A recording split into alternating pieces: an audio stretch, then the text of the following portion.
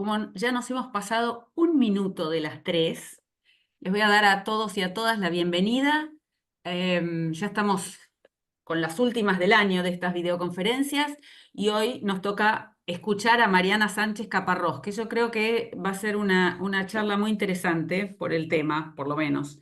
Y vamos a ver si Mariana después nos hace sentir que efectivamente fue muy interesante. Bueno, Mariana Sánchez Caparrós es abogada por la UBA con diploma de honor. Es magíster en Derecho Administrativo, también con diploma de honor. Es una PhD estudiante de la UCA. Es líder de investigación en inteligencia artificial y justicia en inteligencia artificial y género del Laboratorio de Innovación e Inteligencia Artificial de la Universidad de Buenos Aires, la UBA.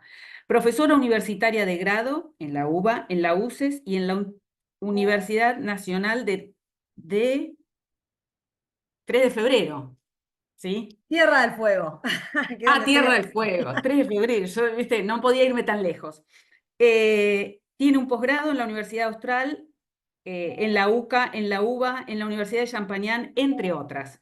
Y es relatora en el Superior Tribunal de Justicia de la provincia de Tierra del Fuego, y es líder de análisis funcional del proyecto de modernización del mismo Poder Judicial.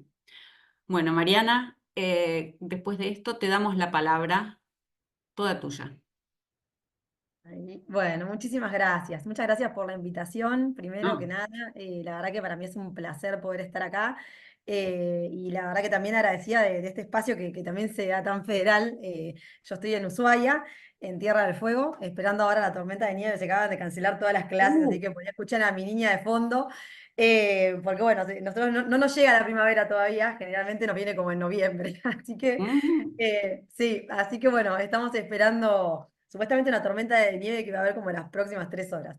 uh, Así que bueno, muchas gracias por la invitación, sobre todo también por el espacio por ahí para hablar de estos temas que son un tanto más novedosos, ujú. que tienen que ver con la inteligencia artificial y bueno, puntualmente con la cuestión del sesgo de género y los estereotipos de género en la era, digamos, de la tecnología. Así que bueno, yo les cuento un poco, este es mi tema de tesis doctoral, así que espero poder explicarles y contarles un poco por ahí lo que vengo investigando. Eh, y que bueno, que es un tema que la verdad que tiene un montón de desafíos para el derecho, tanto en términos de mitigación de estos problemas como en términos también del abordaje jurídico que les vamos a tener que dar en algún momento, porque la cuestión del sesgo algorítmico, que es uno de los temas sobre los que se habla mucho cuando uno mira noticias, y eso generalmente es uno de los riesgos más abordados, vinculado con la inteligencia artificial, digamos, impacta en las personas y en consecuencia, más tarde que temprano vamos a tener, más temprano que tarde en realidad, vamos a tener probablemente algunos planteos en la justicia y bueno, creo que en ese contexto es clave que empecemos a comprender un poco de qué se trata esta problemática y por qué le interesa al derecho. Así que bueno, vamos a hablar un poquito un poquito el camino para hoy. Yo traje a Lisa Simpson como referente, digamos, de esta charla. Suelo usar mucho esto cuando hablo de este tema, porque hay un capítulo de Los Simpsons que es que como que me permite mucho poner como en situación de lo que vamos a hablar a las personas a las que yo trato de contarles de qué se trata la problemática del sesgo algorítmico.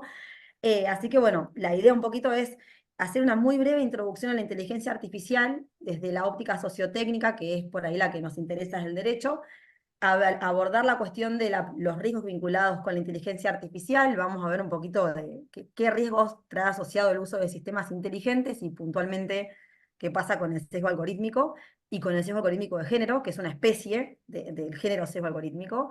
Y después vamos a hablar un poco de prevención y mitigación de riesgos, ¿no? Eliminación no hay, porque verdaderamente el fenómeno discriminatorio, digamos, no se elimina en ningún ámbito de la vida en el que hay personas, o sea, independientemente, digamos, de que te apalanques o no en la tecnología para hacer algo. Y por eso, digamos, la inteligencia artificial no escapa de esa realidad. Si lo que se puede es hablar de estratégicas de mitigación y eventualmente algunas estrategias de abordaje del conflicto cuando ya se produjo el daño, ¿no?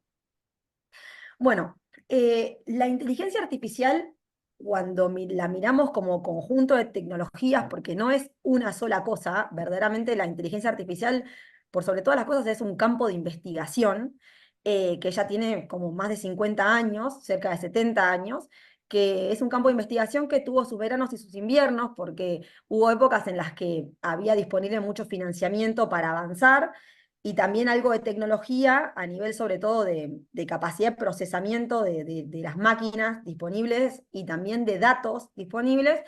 Y este campo de investigación avanzaba y después en otros momentos quedaba un poco estanco porque justamente faltaban datos, faltaba dinero, faltaba hardware, ¿no? Nosotros hoy estamos como en uno de los grandes veranos de la inteligencia artificial, por lo menos desde el 2012, 2008, más o menos entre 2008 y 2012 hasta ahora, que, digamos, se explica fundamentalmente porque tenemos un salto enorme en lo que es la capacidad de cómputo, digamos, de las máquinas que tenemos disponibles. Cada vez hay chips más chiquititos que, digamos, procesan datos a mayor velocidad y además, como somos seres humanos hoy hiperconectados, o sea, estamos mucho tiempo en Internet, digamos, estamos generando un volumen de datos que no existe en la historia de la humanidad y todo eso, digamos, ese combustible es el que permite... Ay, Sí, ay, ay, ay. sí. ¿Pasó algo o no? Sí, te nos colgaste. Ah, ahí está, ahí volví. Ya, sí, sí, ahora sí. Puede ser, si se cuelga, no, me avisás que me conecto del Te celu. aviso, te aviso. Dale. Entonces, bueno, hoy cuando uno mira dónde está la inteligencia artificial, la verdad que está en todas partes, ¿no? O sea, desde todas las publicidades que nosotros consumimos en las redes sociales, digamos, lo que vemos cuando tenemos YouTube en, digamos, aplicaciones que no son de pago, digamos, en un televisor y demás, todo es publicidad dirigida, ¿no? O sea, siempre que navegamos por internet, tenemos publicidad dirigida, o sea, que estamos hiper perfilados digamos, y tenemos publicidad que se apalanca justamente en modelos de inteligencia artificial que permiten, digamos, distinguir o saber qué le gusta a Gaby y qué me gusta a mí para, digamos, fomentar el consumo de determinados productos y servicios y las empresas no gastan plata en aquello, digamos, donde hay un consumidor que no le va a interesar lo que se va a consumir. Del mismo modo, se aplica la inteligencia artificial en el acceso a la salud para cosas muy interesantes, digamos, hay muchas iniciativas vinculadas con lo que es detección temprana de enfermedades, por ejemplo, todas aquellas que están vinculadas eh, con las personas que padecen trastornos de la visión por diabetes, por ejemplo. También se utiliza para, digamos, poder establecer parámetros de acceso a medicamentos y evitar el abuso de medicamentos. Esto se usa mucho en Estados Unidos, que tienen bastante problemas con el consumo de opiáceos. En el acceso a financiamiento, todo lo que es industria fintech y después los bancos que se subieron a la lógica de la fintech, también aplican modelos de inteligencia artificial que les permiten, digamos, perfilar a sus eventuales solicitantes de crédito para poder saber si van a ser buenos, digamos, predecir si van a ser buenos pagadores o malos pagadores. También las tarjetas de crédito los utilizan cuando uno tiene, hoy no hay, digamos, hoy por ejemplo Visa, Mastercard, todas estas empresas trabajan con modelos digamos, que están permanentemente monitoreando los consumos de los clientes y que tienen perfiles de consumo de los clientes y detectan rápidamente cuando hay un consumo por fuera de ese perfil en el que, digamos, de segmento de clientes al que uno pertenece para, por ejemplo, poder detectar rápidamente operaciones sospechosas, ¿no? Y te bloquean la tarjeta, que era algo que antes por ahí, ¿no? Pasaba un tiempo hasta que uno se daba cuenta, che, me apareció en el resumen un consumo que no hice. Bueno, eso hoy casi que no sucede, ¿no? Generalmente se ataja mucho antes el consumo porque te rebotan la operación o porque te llaman de la tarjeta. Generalmente todo este control se hace también con inteligencia artificial. Y en el ámbito del Poder Judicial, la verdad es que también cada vez hay que incorporan inteligencia artificial en sus ámbitos. Lo más conocido es lo que se hace en Estados Unidos, que no es el mejor ejemplo, digamos. En Estados Unidos se utilizan sistemas inteligentes para hacer predicciones de riesgo de reincidencia de las personas, digamos, que están sometidas a proceso penal. Ese no, para mí no es el mejor uso, porque es un uso bastante polémico. Los sistemas que se utilizan, el más conocido es Compass, pero hay otros, tienen tasas de acierto bajas para lo que es esto, es de un 70% más o menos, con lo cual hay un 30% de personas a las que se las califica mal, o sea, para digamos, ver su eventual riesgo de reincidencia. Pero la verdad es que cuando uno mapea Argentina, si bien no hay una base de datos, lamentablemente creo que hay que hacerlo eso, tenemos ahí una duda pendiente, para ver qué poderes judiciales están usando inteligencia artificial. Nosotros por el laboratorio, en proyectos que hemos trabajado, ya tenemos identificadas varias jurisdicciones que están usando inteligencia artificial. Por ejemplo, Río Negro tiene una muy buena experiencia con IA generativa para ejecuciones fiscales en procesos monitorios, la provincia de Córdoba también. Después Chaco está trabajando con inteligencia artificial de caja blanca también para procesos ejecutivos monitorios. Bueno, hay varias. De Chubut está trabajando en una iniciativa para transcripción de voz a texto, también con un modelo de lenguaje abierto, que también tiene una muy buena experiencia. Nosotros en Tierra del Fuego también estamos armando algo para hacer un buscador inteligente. Y bueno, y ahí vamos las provincias de a poquito incorporando IA para el Poder Judicial, ¿no? Que nomás esto un modo de disclaimer, la inteligencia artificial en el Poder Judicial no hay que pensarla en términos de incorporarla para la decisión judicial en el dictado de sentencias. O sea, esa es como la última opción de uso, digamos. Hay un montón de posibilidades de uso o de interacción de inteligencia artificial y otras tecnologías en la justicia que tienen que ver con hacer más eficiente el proceso o partes de un proceso, ¿no? Como para estar tranquilos.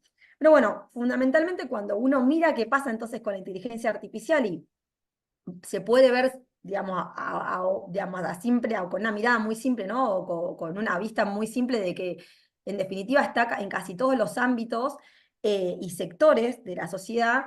Hay parte, digamos, de la gente de tecnología que la define como la nueva electricidad, o sea, que es transversal a todas las organizaciones, a todas las industrias, a todos los sectores, ¿sí? La educación, el entretenimiento, lo que tiene con la recreación, etcétera, el sector público, todo el sector financiero, todos se van a ver impactados de alguna manera por la inteligencia artificial. Y fundamentalmente, ante todas las cosas, digamos, y por un lado es una tecnología muy transversal, por otro lado, digamos, es la tecnología más, o el conjunto de tecnologías más sociotécnicos que nosotros hemos conocido hasta el momento. ¿Por qué? Porque a diferencia, por ejemplo, cuando Microsoft te da el Word sin inteligencia artificial, vos tenés un programador que diseña un procesador de texto y le pone ciertas funciones. El usuario lo empieza a usar y cada cierto tiempo estas empresas hacen como relevamientos de experiencia de usuario y agregan mejoras, ¿no? A partir de problemas que identifican los usuarios, que hacen el reclamo a Microsoft, a partir de sugerencias que obtienen cuando hacen grupos de relevamiento, etc. Pero el programa en algún punto es estático, ¿sí? O sea, hasta que las personas no hacen las devoluciones y el programador no las incorpora, no cambia. La inteligencia artificial no funciona así. O sea, la inteligencia artificial tiene dos características muy importantes. Una es que solo existe si hay datos, ¿sí? Y los datos los generamos las personas. Entonces, hay un primer componente sociotécnico en la inteligencia artificial que no está en otros sistemas informáticos, que es que aprende de la historia de las personas, ¿sí? O sea, de los datos vinculados con la determinada área de aplicación en la que quieras insertar ese sistema. Y por otro lado, que una vez que ese sistema empieza a funcionar, ese sistema sigue recopilando datos de la interacción con las personas cuando está en funcionamiento, sigue aprendiendo, ¿sí?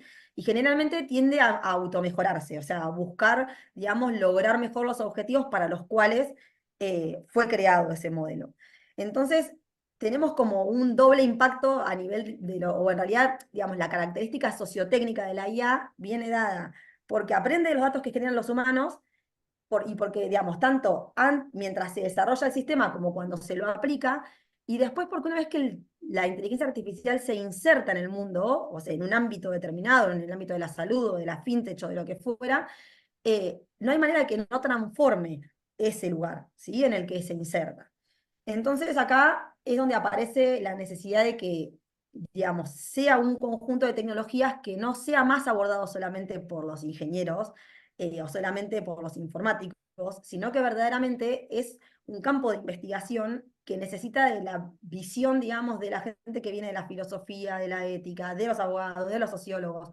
Porque cada vez que vos desarrollas un modelo y lo insertás, esa automatización genera un cambio en ese ámbito, ¿sí? Además de un montón de riesgos asociados que no hay manera de que se aborden exclusivamente desde el campo técnico. Este, perdón que no se los traje en español, salió hace muy poquito, el MIT, el MIT, hizo una taxonomía de riesgos, ¿sí? Digamos, para la inteligencia artificial, o sea, tratando más o menos como de clasificar cómo se los ubicaría a los riesgos, ¿no? Y habla, bueno, un género de riesgos es todo lo que es discriminación y generación de contenido tóxico.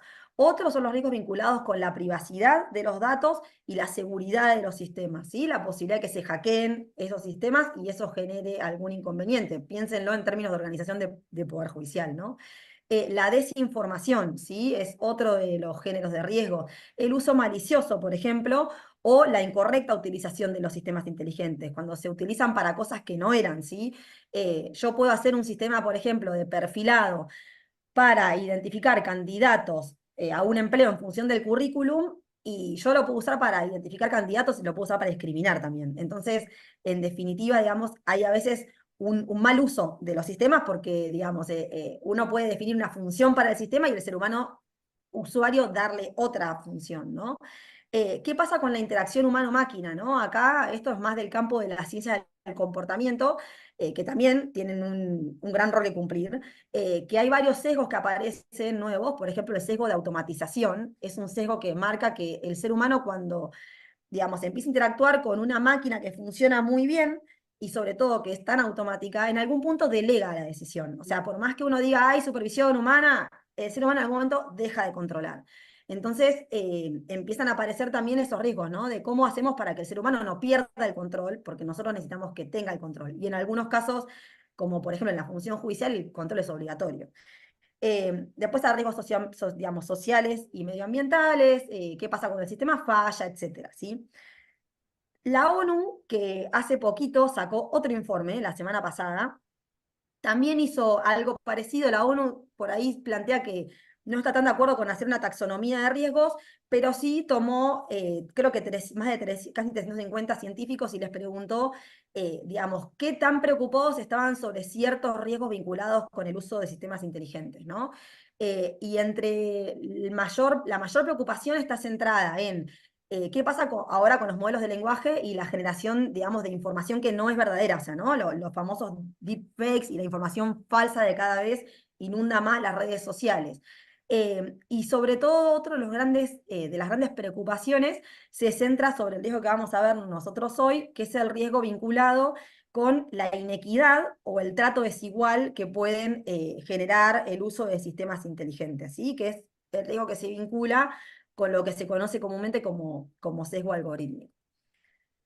Un poco para representar entonces, y ahí, les voy a, esperen, que voy a tener que dejar de compartir y compartirlas con sonido, porque para tratar de empezar entonces a entender de qué hablamos por ahí cuando hablamos de sesgo algorítmico, a mí me gusta traer este capítulo, por todo gente bastante contemporánea a mí, porque a veces lo hago esto con chicos más chicos y no conocen Los Simpsons. Este es un capítulo del 94 de Lisa Simpson contra Stacy Malibu, que para mí representa muy bien qué significa la reproducción del sesgo, ¿sí? Del sesgo de género. Así que les muestro, para los que no se acuerdan o no lo vieron. La Asamblea General queda en silencio cuando Baby se acerca al podio para dar lo que sin duda será un explosivo y memorable discurso. ¿Cómo me gusta ir de compras? Vamos a hacer galletas para los niños. Por favor, Baby, esperé toda mi vida para oírte hablar. ¿No tienes algo importante que decir? No me preguntes, solo soy una chica. Bien dicho, amiga mía. No es broma, Bart. Muchas niñas van a crecer queriendo hablar como ella, pensando que no pueden ser más que adornos cuya única meta en la vida es verse bonitas, casarse con un rico y pasar el día en el teléfono hablando con sus igualmente vacías amigas de lo fantástico que es ser bonitas y conseguir un esposo rico. Bueno, hoy, cuando hablamos de inteligencia artificial, hay algo muy parecido a lo que pasaba con la Stacy Malibu, con la Barbie, pobre, porque era ¿no? la culpable de todos los males era Barbie, que después se trató como un poco de redimir con esa película muy buena, pero que es verdad, las que nos criamos con la Barbie había mucho de esto, ¿no? De cierta hegemonía en cómo tenías que verte, eventualmente qué tenías que decir, cómo tenías que hablar, etcétera. Bueno, eso que en ese momento, que cuando yo me crié en los 80 digamos, no había tanta tecnología, hoy pasa lo mismo con la tecnología, ¿sí? Y sobre todo con la inteligencia artificial. Los primeros asistentes virtuales, esto después se fue modificando con el tiempo, todos tenían por defecto nombre y voz femenina, ¿sí? O sea, la mayoría, digamos, de los de grandes empresas hablo, ¿no?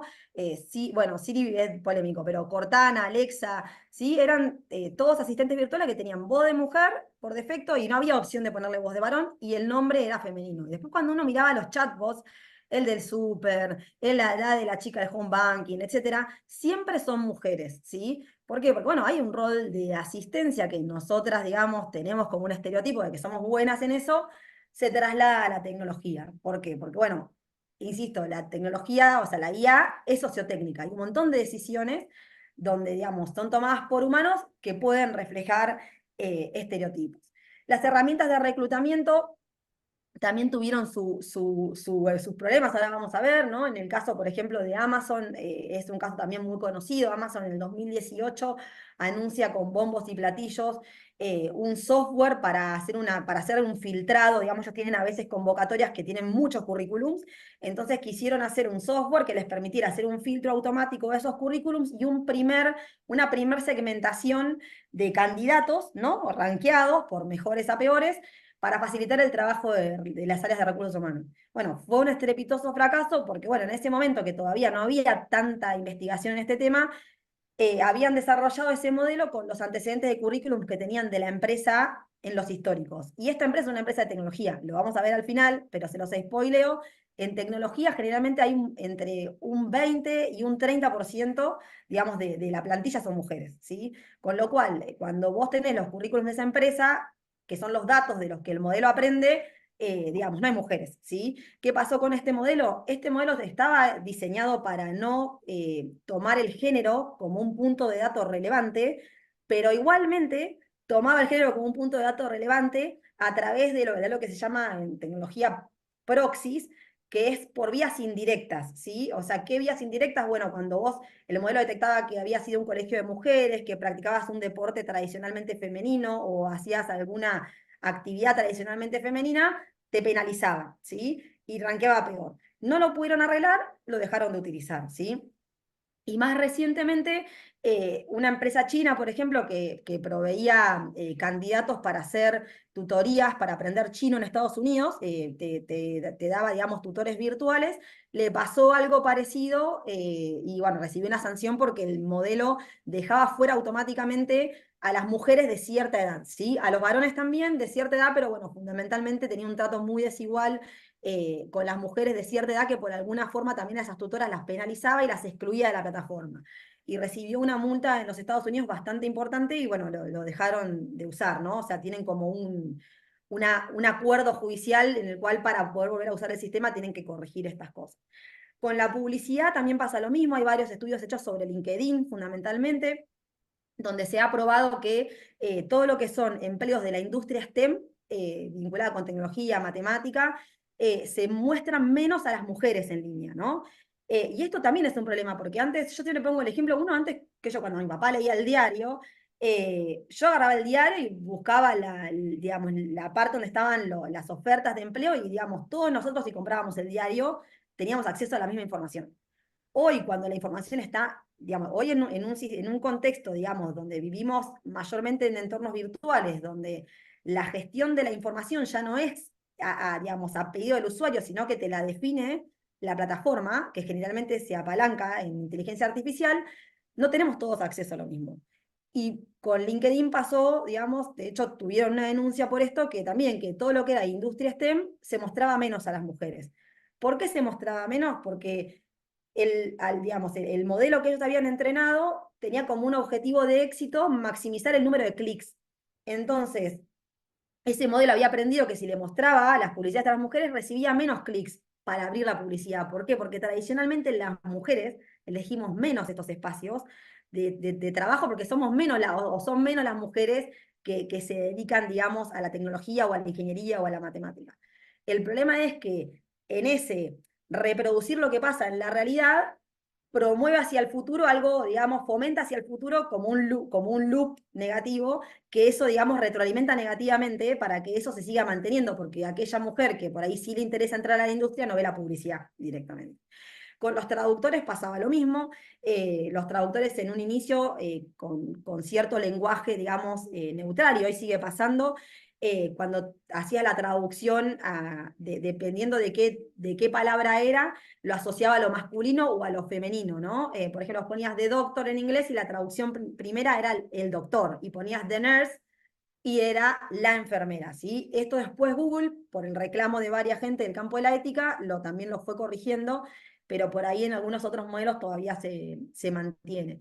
Con buscadores y generadores de imágenes sigue pasando. De hecho, ahora les voy a mostrar un ejemplo que nos pasó la semana pasada con un amigo en LinkedIn, o sea que cuando en LinkedIn, con un posteo que hizo en LinkedIn, eh, básicamente cuando nosotros buscamos imágenes y ponemos como input ciertas palabras, muchas veces la devolución es estereotipada, ¿sí? Si uno pone imágenes como familia, generalmente de las 10 primeras, en 8 hay mujeres, cuidado de niños idem, si vos pones programador, de los 10 primeros, 9 son varones, y así. Y con lo que es y generación de imagen sintética, o sea que uno dice, che, pará, bueno, eso está en internet. La generación de imagen nueva pasa lo mismo, ¿sí? Y con texto también pasa lo mismo. Que ahora les voy a mostrar una prueba que por suerte salió bien, que le hice ayer, y cada vez que le fui pidiendo cosas fue peor la generación de chat GPT. Y con los filtros de contenido también hay varias mujeres que esto no tiene estudios todavía, sí ha habido posteos y reclamos en redes, que generalmente, digamos, en todo lo que es análisis de imágenes, la inteligencia artificial tiende a censurar por considerar que hay contenido sexual en las imágenes, más las imágenes de mujeres que de varones, ¿sí? De hecho, nos vieron alguna publicidad que había en algún momento que habían hecho para cáncer de mama, que mostraban varones en pechos, por ahí con algo más de sobrepeso, como para poder mostrar un pecho más parecido al de la mujer, porque la IA ese no lo censura, o sea, como le ve el contorno, digamos, identifica que el contorno es más parecido al masculino, no lo censura, y en cambio el de la mujer sí. Y eso después se asocia con algo que se llama shadow banning en las redes sociales, que es que la red social te esconde, ¿sí? O sea, el algoritmo te deja de mostrar. Y no es algo que vos podés corregir humanamente. O sea, todo lo que es eh, el pedido de esa corrección es muy inhumano, valga la redundancia, porque es totalmente automatizado, recontra burocrático, y bueno, y pues, sobre todo para las personas que viven de eso, bueno, es bastante perjudicial, ¿no? Así que eso también es como otro caso. Este fue el caso que les decía, este fue un amigo que hizo un posteo hace poco, yo le reclamé y me dice, para que voy a probar de nuevo. Él hace unas imágenes con DALL-E 3, que es la IA generativa de imágenes de OpenAI, y dice, dame una imagen como de jueces jugando un partido de rugby haciendo Scrum, porque lo está vinculando con un posteo de metodologías ágiles. Y le tira esta imagen que ven acá. O sea, ¿vieron? Son todos varones, o sea, digamos, todo masculinizado. Entonces le digo, che, me copa tu posteo, pero le digo, ojo con la imagen, porque le digo, no hay ni una mujer.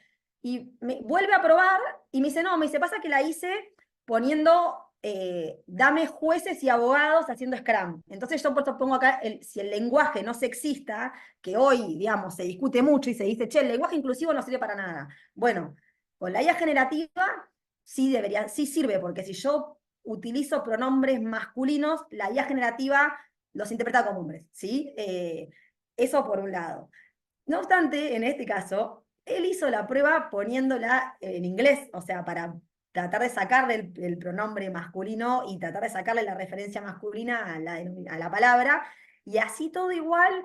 En las imágenes, fíjense que en la última hay una mujer que sería como una de las juezas que está arriba, que yo le voy a hacer mi flechita, y acá hay una abajo, ¿no? O sea, como la proporción igualmente es muy desequilibrada, ¿sí? ¿Por qué? Porque, bueno, estos modelos que están entrenados con casi todas las imágenes que hay en Internet, o bancos de imágenes muy enormes, lo cierto es que deben tener pocas imágenes de mujeres ejerciendo la función judicial y menos de mujeres jugando al rugby, o sea, no existen. Digamos, probablemente, de hecho, alguna vez lo he discutido con un ingeniero, que me decía, bueno, es una representación estadística de la realidad.